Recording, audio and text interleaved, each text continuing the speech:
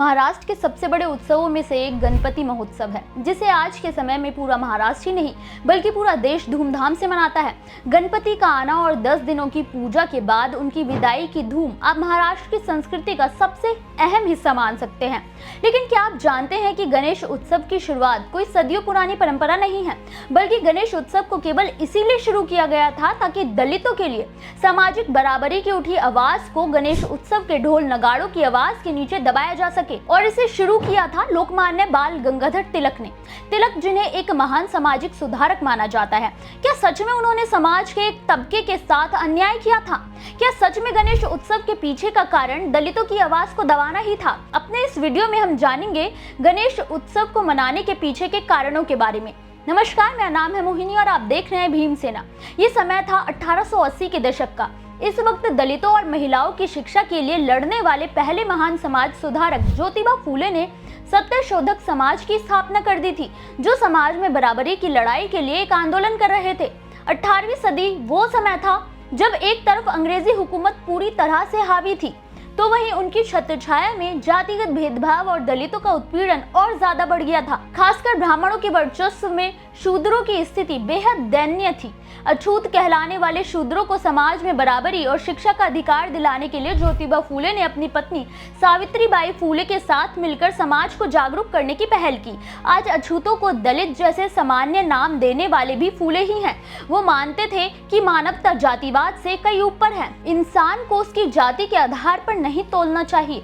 ब्राह्मणों के शूद्र और अति शूद्रों के लिए फैलाए अंधविश्वास से फूले बेहद नफरत करते थे और उन्होंने तय किया था कि वो इस अंधविश्वास की बेड़ियों को तोड़कर रहेंगे, जिसके लिए उन्होंने 24 सितंबर 1873 में सत्यशोधक समाज की स्थापना की। फूले ने न केवल ब्राह्मण और हिंदू धर्म की कट्टर विचारधारा को ठुकराया, बल्कि उन्हें चुनौती भी दी। उन्होंने 1948 में लड़कियों के लिए पहली बार स्कूल खोला और संदेश दिया कि शिक्षा पर सबका अधिकार है। वहीं उन्होंने विधवाओं का पुनर्विवाह करवाने की शुरुआत की। वो बाल विवाह के खिलाफ थे, जिसके लिए उन्होंने एक आंदोलन भी किया था। उनकी बातें सुनने के लिए भीड़ जमा होने लगी। वो वंचित और त्यागी गई महिलाओं और बच्चों के लिए शेल्टर हाउस चलाते थे। फूले का संदेश पूरी तरह से ब्राह्मणी सत्ता को उखाड़ने का काम करने लगा था, जिससे अब ब्राह्मणों को अपनी नींव हिलने का डर सताने लगा। और तब इस आंदोलन को दबाने के लिए पहली बार बड़ी चाल चली गई थी। ज्योतिबा फूले के आंदोलन को रोकने के लिए साम दाम दंड भेद सबका इस्तेमाल किया गया। उनके घर धोड़ीबा जैसे क्रूर हथियारे को भेजा गया, लेकिन वो फूले के विचारों से इतना प्रभावित हुआ कि उनका ही शागिर्द बन गया। पत्नी का अपमान किया गया, लेकिन दोनों ने हिम्मत नहीं हारी और धीरे धीरे प्रसिद्धि पूरे महाराष्ट्र में फैलने लगी। लगा कि अब शायद अछूतों के लिए कोई बड़ा बदलाव होगा। मगर उस वक्त नारायणपेट में लोकमान्य बाल गंगाधर तिलक का अखबार केसरी का हेडक्वार्टर था। उनकी नजर भी फूले के आंदोलन पर थी। वो खुद कट्टर ब्राह्मण थे और फूले के आंदोलन के विरोधी भी थे। उन्होंने फूले के खिलाफ कई आलोचना वाले लेख लिखे, लेकिन फूले पर इनका कोई असर नहीं हुआ, ना ही उनके आंदोलन में कोई कमी आई। तो तिलक ने तय किया कि लोगों का ध्यान भटकाना चाहिए और उसके लिए सबसे अच्छा तरीका राष्ट्रवाद और धर्म का सहारा है। लोग राष्ट्रवाद और धर्म के नाम पर खिंचे चले जाते हैं। तिलक ने असल में अपने राष्ट्रवादी एजेंडे को पूरा करने के लिए लोगों की धार्मिक भावनाओं का सहारा लिया और बड़े स्तर पर गणेश उत्सव की शुरुआत की। जो उत्सव पहले लोगों के घरों तक सीमित थे, उसे राष्ट्र का पर्व बनाया गया ताकि ब्राह्मणी सोच को मजबूती से फलित किया जा सके। इस दौरान भीड़ को फूले और उनके संगठन के खिलाफ भी भड़काने का काम किया जाता था।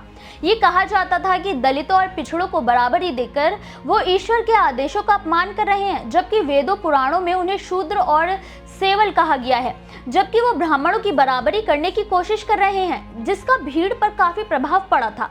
जब आप इतिहास उठाकर देखते हैं तो पाते हैं कि फूले जहां वर्ण व्यवस्था के खिलाफ थे, तो वहीं तिलक चतुर्वर्णीय जातिवाद व्यवस्था के कट्टर समर्थक थे। इसी पर हिंदू धर्म की बुनियाद टिकी है, जो भारतीय समाज की नींव है। वर्ण व्यवस्था का समाप्त होना भारतीय समाज की नींव को हिलाने वाली स्थिति है। यानी कि तिलक ने वर्ण व्यवस्था को धर्म और राष्ट्र दोनों से जोड़ दिया था। उन्होंने जाति व्यवस्था को खत्म करने की फूले की कोशिशों के बदले उन्हें राष्ट्रद्रोही तक कह दिया था। तिलक मानते थे कि सदियों से जाति के आधार पर जिसे जो काम मिला है वो करना चाहिए। अछूत स्कूल जाने योग्य नहीं है, केवल उच्च जाति के लोग शिक्षा के काबिल हैं। यहाँ तक कि तिलक ने महिला शिक्षा का पूरा विरोध किया था। वो मानते थे कि महिलाओं को केवल अपने बच्चों को पालना चाहिए, जिसे खुद तिलक के अखबार मराठा में 31 अगस्त 1984 के अंत में छापा गया था। यानी कि आप समझ सकते हैं तिलक वाकई में सच्चे समाज सुधारक थे या नहीं, जिन्होंने एक वर्ग को पूरी तरह से नजरअंदाज किया था और उनके सम्मान और अधिकार के लिए किए जा रहे आंदोलन को दबाने के लिए गणेश उत्सव की शुरुआत की थी।